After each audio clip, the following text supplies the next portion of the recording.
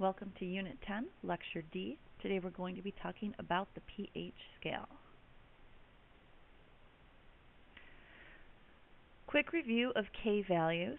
So when we did kinetics and equilibrium, we said we could make these equilibrium values, these K values, by taking the product of the products. So if we use an acid, this is going to be a Ka. Keq is for the constant for an equilibrium.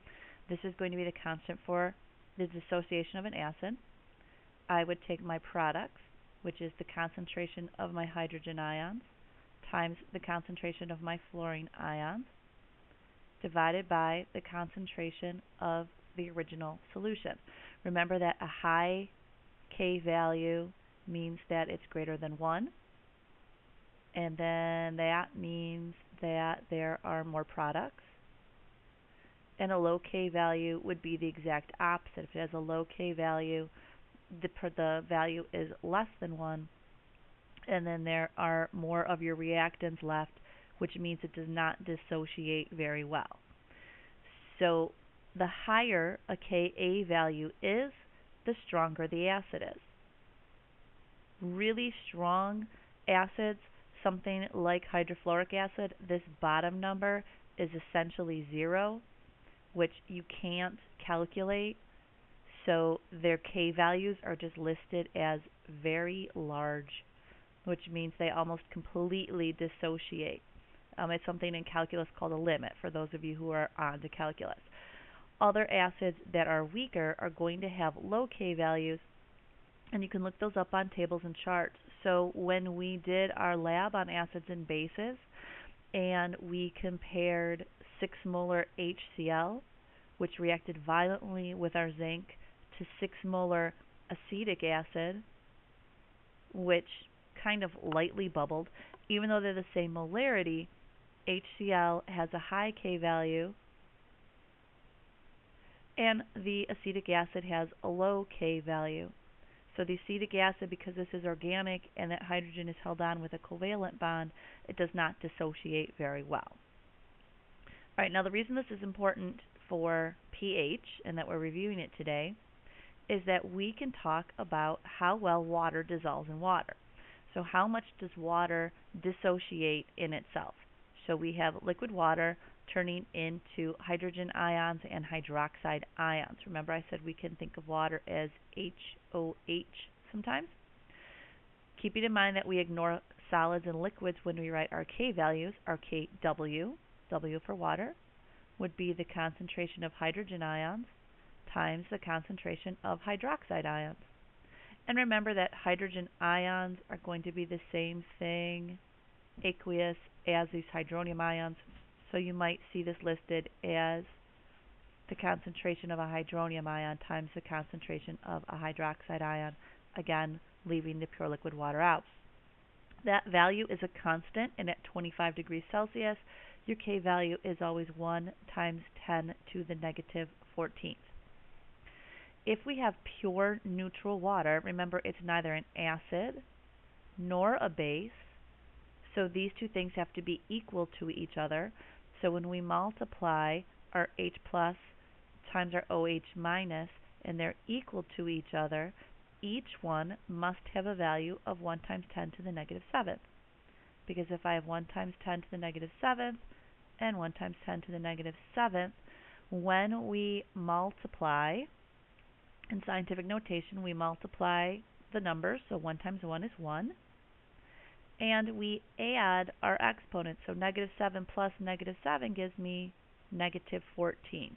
So that's really important here that you can add and subtract numbers up to this magic number of 14. That exponent is going to be the most important to us as far as pH goes. When we have acids, the H plus concentration is greater than the hydroxide, or the hydroniums are greater than the hydroxides. When we have bases, sometimes you'll hear it that the hydroxides are greater than the hydrogen ions. But when we're talking about pH, it's going to be the H's that are important.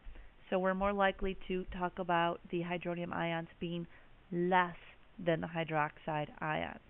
So hydrogen, greater for acids, hydroxides greater for bases. The pH scale is going to talk about whether the hydrogen ions are greater or less than the hydroxides. For the pH scale then, we are going to look at the hydrogen ions. The H in pH is referring to the hydrogen ions, what makes an acid an acid. It is a logarithmic function, but don't let the log scare you. It's negative the log of your hydrogen ion concentration. Notice that is not inverse law. It is negative the log.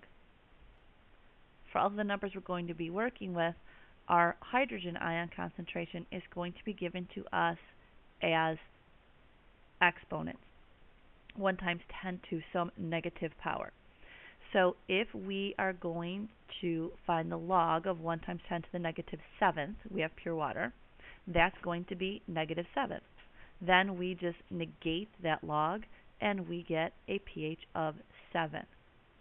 Because we're working with negative exponents, remember that 10 to the negative 5th is actually a greater number than 10 to the negative 7th. So if we have a substance that has a pH of 5, the hydrogen concentration is really 10 to the negative 5th, which is a larger number. So that's why a pH of 5 is a stronger acid than a pH of 7, because it actually means more hydrogen ions. Because this is a logarithmic scale, it's also why a change of units of pH from 7 down to 5 is going to be a change of 10 to go to 6, and then 100 to get to 5. Each change in the pH scale is a change of a factor of 10. Remembering that our Kw is 10 to the negative 14th all of the time, as long as we know one concentration or the other, we can figure it out. So if we know the hydroxide, we can figure out the hydrogen ions. If we know the hydrogen ions, we can figure out the hydroxide ions. You just have to be careful when you read questions of whether they're talking about an acid or a base. So if this question wants to know the pH of a solution with hydroxide ion concentrations, I would recommend you replace the word hydroxide with the symbol OH.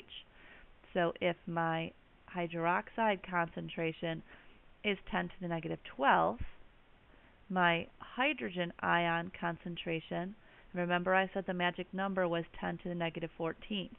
So negative 12 plus what number is going to give me negative 14, and that's going to be 10 to the negative 2nd. That means my pH is going to have a value of 2. So bases have very high pHs because that means there's very little hydrogen ions, and acids have very low pHs because that means there are a lot of hydrogen ions. Sometimes you might get your concentration not in scientific notation but as actual decimals. So your job here is look at the substance. It is an acid, so we are talking about the hydrogen ion concentration. And convert this to scientific notation. That's going to be 1 times 10 to the negative 1, 2, 3, 4, 5th, which is then going to give us a pH of 5. Remembering that hydrogen ions and hydroniums are interchangeable, and that we have to be careful of whether we're working with hydrogen ions or hydroxide ions. Which are you going to do? Do you have to add them up to 14, or do you just take the number the way that it is? Other than that, that's all you have to know about pH. Remember the scale. Low pHs, acids. High pHs, bases, because these things are really negative exponents. And a low number means a lot of hydrogen ions. 7 right in the middle is neutral because the hydrogens and the hydroxides are equal. That wraps up pH.